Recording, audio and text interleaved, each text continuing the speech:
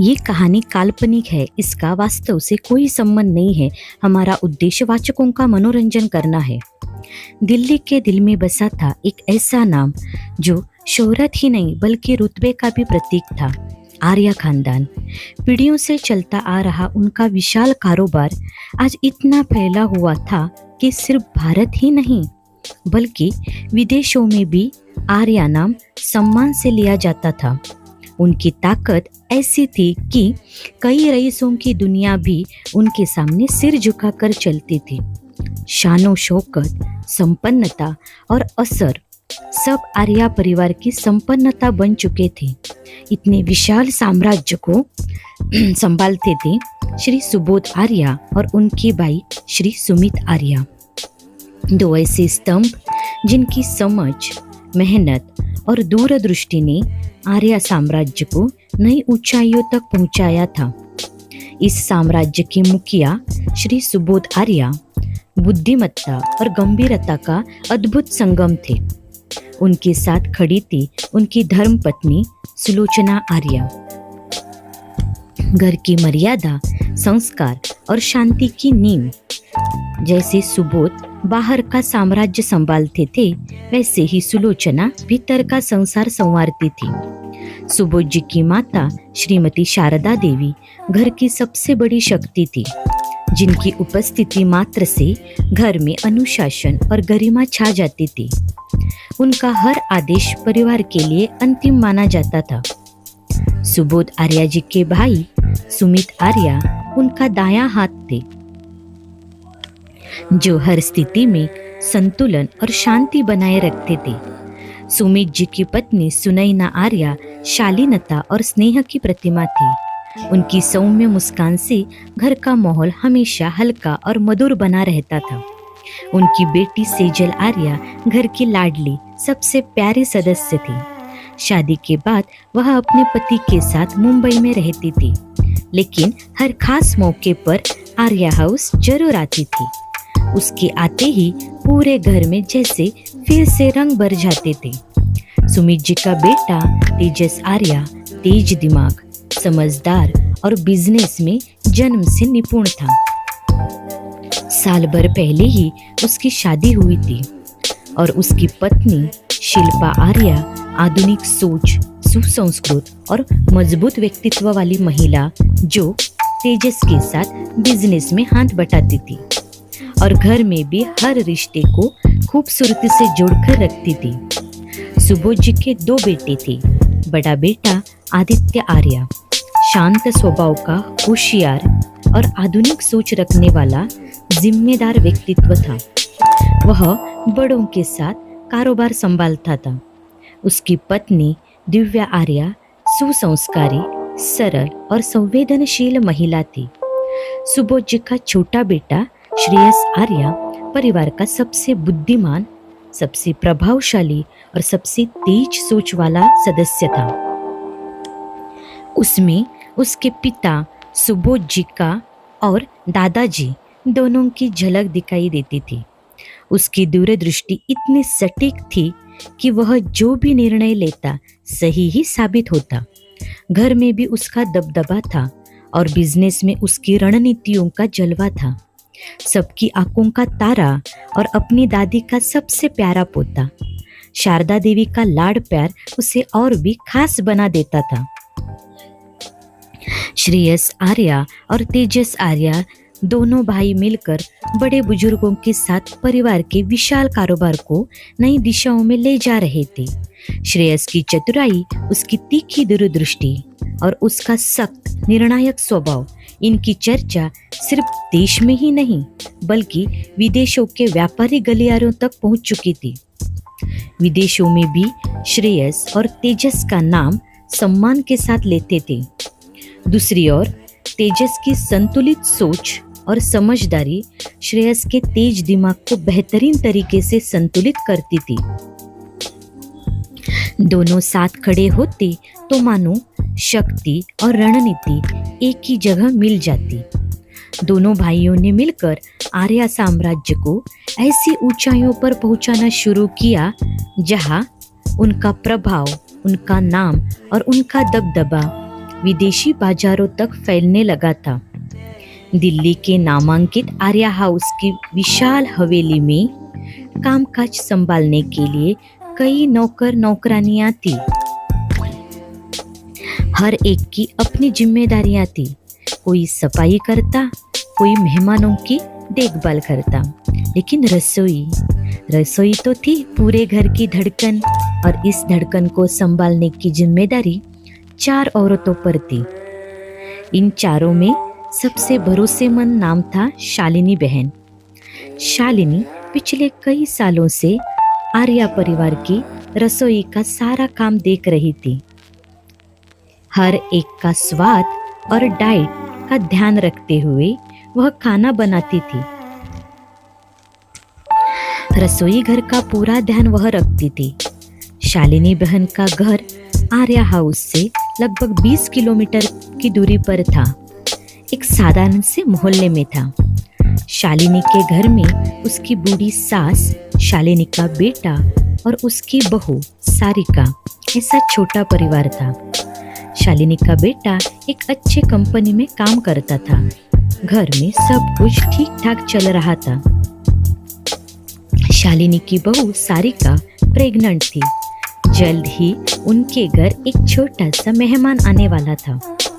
शालिनी और उसका बेटा दोनों ही काम पर निकल जाते थे। सारिका की डिलीवरी का समय नजदीक आ रहा था, इसलिए उसे हर समय किसी न किसी का साथ चाहिए होता था। दादी उम्र दराज थी, इसलिए सारिका की पूरी देखभाल कर पाना उनके लिए आसान नहीं था। इसी चिंता को देखते हुए सारिका ने अपने मायके से अपनी चाची को कुछ दिनों के लिए बुलाया था। सारिका का मायका साउथ इंडिया के एक खूबसूरत गांव में था। वहाँ की शांति, वहाँ की बोली, वहाँ का सादा जीवन, सब कुछ दिल्ली से बिल्कुल अलग था। चाची की बेटी प्रीति, उसे भी सारिका ने दिल्ली बुलाया था ताकि प्रीति भी अपनी लॉ की पढ़ाई अच्छे कॉलेज में पूरी कर सके। प्रीति ने लॉ की पहले साल की पढ़ाई पूरी की थी। अब वो दूसरे साल की पढ़ाई के लिए अपनी माँ के साथ दिल्ली आ गई थी। प्रीति को दिल्ली के अच्छे लॉ कॉलेज में एडमिशन मिल गया। वो आगे की पढ़ाई दिल्ली में अपनी बहन सारिका के घर रहकर पूरी करने वाली थी। सारिका की डिलीवरी हो गई और उसने एक बहुत प्यारे से बेटे को जन्म दिया। पूरे घर में खुशी का माहौल था। सारिका की देखभाल और नवजात बच्चे के साथ समय बिताने के लिए शालिनी ने पूरे 1 हफ्ते की छुट्टी ले ली थी। उसी दौरान आर्या हाउस में एक फैमिली प्रोग्राम होने वाला था और बहुत मेहमान आने वाले थे, इसलिए रसोई घर का काम देखने के लिए शालिनी बहन को फोन कर बुलाया गया। शालिनी बहन को अपने बहू और पोते के साथ समय बिताना था। शालिनी ने काम में हाथ बटाने के लिए प्रीति के माँ के कहने पर प्रीति को आर्या हाउस ले जाने का फैसला किया ताकि काम जल्दी निपटा सके और वह घर को जल्दी आ सके। प्रीति ने ऐसा भव्य और सुंदर महल पहले कभी देखा नहीं था। आर्या हाउस के बारे में उसने टीवी और अखबारों में बहुत कुछ सुना और देखा जरूर था, लेकिन आज उसे अंदर से देखने का मौका मिला था। जब दोस्तों के सामने खबर आती तब वो बड़े गर्व से कहती, मेरी बहन की सास वही काम करती है। आज जब वह उस आलीशान मेहनुमा घर के भीतर कदम रखा तो उसकी आंखें आश्चर्य और उत्सुकता से भर गई थी। संगमरमर की चमक, ऊंची छतें और हर कोने में बसी शान, सब कुछ उसके लिए बिल्कुल नया था। श्रेयस के बारे में वह पहले टीवी और अखबारों में खबर देखती पढ़ती रहती थी। जब भी उसका नाम या तस्वीर सामने आती, उसके मन में एक अजीब सी खुशी दौड़ जाती। अनजाने ही वह उसे पसंद करती थी। वह उसके लिए सिर्फ एक मशहूर बिजनेसमैन नहीं था, बल्कि उसका पहला मासूम सा क्रश था। प्रीति सिर्फ 19 साल की लड़की थी। वह होशियार थी, लेकिन बहुत ही नटखट भी थी। कुछ करने की ठान ले तो उसे वो पूरा करके ही छोड़ती थी। निडर और साहसी भी थी। उस दिन आर्या हाउस के फैमिली प्रोग्राम में प्रीति ने श्रेयस को पहली बार सामने से देखा था। श्रेयस को देखते ही प्रीति की धड़कनें तेज हो गई। उसके दिल में हलचल मचलने लगा। सांसें भी कुछ पल के लिए बेकाबू हो गई। लेकिन प्रीति ने खुद को संभाला, क्योंकि वहाँ वो सिर्फ काम करने आई थी। अपने जज्बातों को मन में ही छुपाकर उसने पूरी जिम्मेदारियों से अपना काम पूरा किया। काम खत्म होते ही प्रीति शालिनी के साथ घर लौट आई, मगर उसका मन वहीं अटका रहा। श्रेयस का चेहरा बार बार उसकी आंखों के सामने आ रहा था। उसकी एक झलक, उसकी मौजूदगी, सब कुछ बार बार उसकी यादों में ताजा हो रहा था। और अनजाने ही उसके दिल में एक नई हलचल जन्म ले चुकी थी। शालिनी की 1 हफ्ते की छुट्टी खत्म हो गई थी और अब उसे रोज की तरह आर्या हाउस जाना पड़ता था। प्रीति की माँ ने शालिनी से कहा कि कॉलेज की छुट्टियों में प्रीति को भी साथ ले जाया करे, ताकि शालिनी का काम जल्दी निपट जाए और वह जल्दी घर आ सके। प्रीति को भी आर्या हाउस जाना अच्छा लगने लगा था। वहाँ उसे शालिनी को काम में हाथ बटाने का मौका मिलता और साथ ही वह श्रेयस को भी देख पाती थी। उसे पता था कि श्रेयस इतना सख्त और रिजर्व स्वभाव का है, फिर भी उसके दिल में उसके प्रति एक मासूम सा बचकाना सा क्रश पल रहा था। इसी क्रश के चलते उसने किसी तरह से श्रेयस का नंबर पता किया और फिर वह झूठा नाम बताकर उसे मैसेज करने लगी। लेकिन श्रेयस ऐसे बचकाने खेल पसंद करने वालों में से नहीं था। उसका स्वभाव सख्त, अनुशासित था और उसे ऐसी हरकतें बिल्कुल पसंद नहीं थी। श्रेयस अपने कामों में इतना डूबा रहता था कि उसे आसपास की छोटी छोटी बातों पर ध्यान देने की फुर्सत ही नहीं मिलती। प्रीति आर्या हाउस में काम में हाथ बटाने आने लगी थी, लेकिन श्रेयस ने कभी इस बात पर गौर ही नहीं किया। श्रेयस ने प्रीति को कभी देखा तक नहीं था। उसका पूरा ध्यान सिर्फ अपने बिजनेस, मीटिंग्स और जिम्मेदारियों में ही लगा रहता था। इसलिए प्रीति वहाँ आती है या जाती है, यह बात उसके ध्यान की सीमा में कभी आई ही नहीं। श्रेयस इतना खूबसूरत और अमीर था कि बहुत सारी लड़कियां उस पर फिदा थी, लेकिन उससे बात तक करने की किसी में साहस नहीं थी, क्योंकि श्रेयस बहुत ही सख्त स्वभाव का था। सब उसके स्वभाव से डरते थे।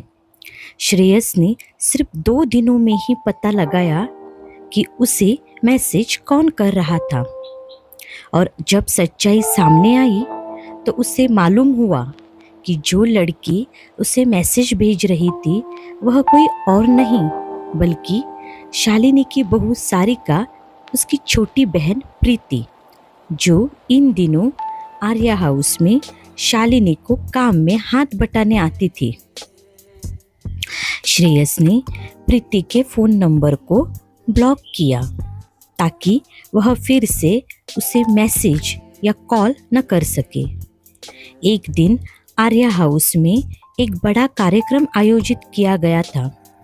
ऐसे मौक़ों पर आर्या परिवार में बाहर से अतिरिक्त वर्कर बुलाए जाते थे ताकि हर काम सुचारू रूप से हो सके। उस दिन भी कई एक्स्ट्रा वर्कर आई थी, जिनमें कुछ लड़कियां भी शामिल थी। प्रीति की उनसे जल्द ही अच्छी दोस्ती हो गई। अपने चुलबुले और मिलनसार स्वभाव के कारण वह उन सब के साथ घुल मिल गई थी, मानो पहले से ही उन्हें जानती हो। काम के बीच बीच में हंसी मजाक चलता रहा। इसी दौरान उन लड़कियों के बीच श्रेयस के सख्त स्वभाव की चर्चा छिड़ गई थी। एक लड़की ने कहा, तुम जानती हो श्रेयस सर बहुत सख्त है, उनके सामने तो बोलने की भी हिम्मत नहीं होती। यह सुनकर प्रीति मुस्कुराई और बोली, सख्त है तो क्या हुआ, मैं उनसे नहीं डरती। लड़कियां हंस पड़ी। उनमें से एक ने कहा, हैंडसम तो बहुत है, इसमें कोई शक नहीं, लेकिन उनका सख्त मिजाज देखोगे ना तो तुम भी डर जाओगे। प्रीति ने आत्मविश्वास से कहा, मैं बिल्कुल नहीं डरूंगी। मजाक मजाक में बात आगे बढ़ती गई और देखते देखते ही शर्त लग गई। लड़कियों ने चुनौती दी कि अगर प्रीति में सचमुच हिम्मत है तो वह उनकी मौजूदगी में श्रेयस सर के बेडरूम तक जाकर दिखाए। हंसी, तानों और उत्साह के बीच प्रीति ने एक पल सोचा और फिर मुस्कुराकर उस शर्त को स्वीकार कर लिया। उसने तय कर लिया था, अब जो होगा देखा जाएगा। शर्त के अनुसार प्रीति धीरे धीरे श्रेयस के कमरे की ओर बढ़ी। वह कमरा साधारण नहीं था, कई लॉकर्स और सख्त सुरक्षा के बीच बंद था। वहां तक पहुंचना आसान नहीं था, लेकिन शर्त जीतने के जोश में प्रीति ने डर को एक तरफ रख दिया। वह कमरे के बाहर खड़ी हुई और हिम्मत करके डोरबेल बजा दी। अंदर से दरवाजा खुला। सामने श्रेयस खड़ा था। इससे पहले कि वह कुछ समझ पाता, प्रीति झट से उसके कमरे के भीतर घुस गई। श्रेयस का चेहरा पल भर में सख्त हो गया। यह क्या बदतमीजी है, बिना इजाजत अंदर कैसे आई? उसकी आवाज इतनी ऊंची और कड़ी थी कि प्रीति बुरी तरह घबरा गई। वह कांपने लगी, ओठ हिले पर आवाज नहीं निकली। तभी श्रेयस ने और भी गुस्से में कहा, मुझे जो मैसेज आ रहे थे वो भी तुम ही भेज रही थी, है ना? उसका गुस्सा बढ़ता गया। उसकी तेज आवाज से डरी प्रीति पीछे हटी और अनजाने में ही टेबल से टकरा गई। उसी टेबल पर शाम को फॉरेन क्लाइंट के साथ होने वाली मीटिंग की बेहद जरूरी ओरिजिनल कागज थे। पास ही कॉपी का मग रखा था। टकराते ही मग पलट गया और कॉपी उन कागजों पर फैल गई। कुछ ही सेकंड में सारे कागज खराब हो गए। अब श्रेयस का गुस्सा चरम पर पहुंच चुका था। उसकी आंखें लाल हो गई। बाहर पूरा घर कार्यक्रम में व्यस्त था। अंदर क्या हो रहा है किसी को भनक तक नहीं थी। श्रेयस ने तुरंत शालिनी को बुलाया। शालिनी दौड़ती हुई अंदर आई। सामने का दृश्य देखकर वह सन्न रह गई। प्रीति वहां खड़ी थी, डरी, सहमी, और श्रेयस भयंकर गुस्से में था। शालिनी कुछ पूछती उससे पहले ही श्रेयस ने सारी बात गुस्से में सुना दी। प्रीति का कमरे में आना, जरूरी कागजों का खराब होना और मैसेज वाली बात भी। शालिनी ने जब प्रीति से पूछा तो प्रीति ने रोते हुए सब कुछ सच सच बता दिया। शर्त, मजाक, मैसेज कुछ भी नहीं छुपाया। उसने हाथ जोड़कर माफी भी मांगी, लेकिन उस वक्त श्रेयस का गुस्सा शांत होने का नाम ही नहीं ले रहा था। उसने उन तीनों लड़कियों को भी बुलाया जिनके साथ शर्त लगी थी। उन्होंने भी सच्चाई कबूल कर ली। श्रेयस ने बिना एक पल गवाए फैसला सुनाया। तीनों को तुरंत काम से निकाल दिया गया। शालिनी ने आगे बढ़कर श्रेयस से माफी मांगी। उसने भरोसा दिलाया कि आगे से ऐसी गलती कभी नहीं होगी। वह एक भरोसेमंद और समझदार महिला थी। उसने यह भी गुजारिश की कि इस बात को किसी और तक न पहुंचाया जाए। कुछ देर की खामोशी के बाद श्रेयस ने गहरी सांस ली और कहा, शालिनी आंटी, अगर आप कहती है तो मैं किसी से कुछ नहीं कहूँगा, लेकिन याद रखिए दोबारा ऐसी गलती नहीं होनी चाहिए। शालिनी ने राहत की सांस ली। वह प्रीति को अपने साथ लेकर वहां से चली गई। प्रीति की आंखों में डर, शर्म और पछतावे के आंसू थे और उसे एहसास हो चुका था कि यह शर्त उसके जीवन की सबसे बड़ी भूल बन गई थी। घर पहुंचते ही शालिनी ने प्रीति के कारनामों के बारे में सबको बता दिया। उसने साफ शब्दों में कह दिया कि अब वह प्रीति को दोबारा आर्या हाउस काम पर नहीं ले जाएगी। शालिनी ने घर वालों को श्रेयस के सख्त स्वभाव और वहाँ की अनुशासित व्यवस्था के बारे में भी बताया। यह सब सुनकर प्रीति की माँ और घर के बाकी लोग उससे बहुत नाराज हो गए। सभी ने उसे लापरवाही और नासमझी के लिए डांटा। प्रीति की आंखें शर्म से झुक गई। उसने हाथ जोड़कर सबसे माफी मांगी और वादा किया कि आगे से वह कभी ऐसी गलती नहीं करेगी, न किसी के भरोसे के साथ खेलेगी और न ही बिना सोचे समझे कोई कदम उठाएगी। उधर श्रेयस का मन बेहद तनाव में था। शाम का वक्त नजदीक आ रहा था। उसी शाम एक बड़े होटल में विदेशी क्लाइंट्स के साथ अहम मीटिंग होनी थी, लेकिन मीटिंग के जो ओरिजिनल डॉक्यूमेंट्स थे वे पूरी तरह खराब हो चुके थे। इतने कम समय में उन कागजों को दोबारा तैयार कर पाना नामुमकिन था। यही सोचकर उसका माथा ठनका हुआ था। शाम ढल गई। तय समय पर वह होटल पहुंचा। विदेशी क्लाइंट्स भी आ चुके थे। औपचारिकता के बाद सब मीटिंग टेबल पर बैठ गए। माहौल गंभीर था। कुछ देर की चुप्पी के बाद श्रेयस ने भारी मन से सच्चाई बता दी कि जरूरी डॉक्यूमेंट्स एक हादसे में खराब हो गए हैं। यह सुनते ही विदेशी क्लाइंट्स के चेहरों पर नाराजगी साफ झलकने लगी। उनमें से एक ने कहा, श्रेयस सर, आप तो बहुत ही अनुशासित और प्रोफेशनल माने जाते हैं। आपसे ऐसी लापरवाही की उम्मीद नहीं थी। श्रेयस के लिए यह शब्द किसी चोट से कम नहीं थे। बातचीत के बाद यह तय हुआ कि मीटिंग को अगले हफ्ते तक के लिए स्थगित कर दिया जाएगा। मीटिंग खत्म हुई, लेकिन श्रेयस का तनाव और बढ़ चुका था। पहली बार उसके सख्त अनुशासन पर सवाल उठा था। वहीं दूसरी ओर प्रीति अपने घर में बैठी पछतावे की आग में जल रही थी। अनजान की उसकी एक नासमझी ने इतनी बड़ी हलचल पैदा कर दी थी। श्रेयस पूरी रात जागता रहा। कमरे में सन्नाटा था, लेकिन उसके भीतर विचारों का शोर थमने का नाम नहीं ले रहा था।